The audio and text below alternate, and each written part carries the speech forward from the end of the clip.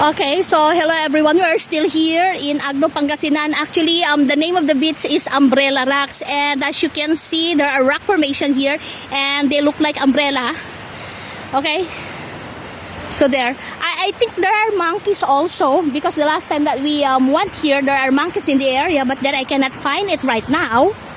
Oh, ayan. Ay, ang init. Okay. So, ayan. Sayang sana kung naging live ito, no? Kung naging live lang sana. Okay.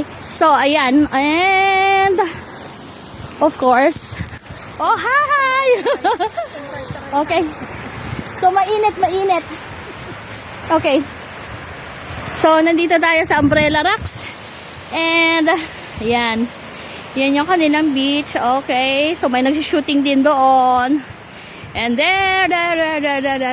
Okay.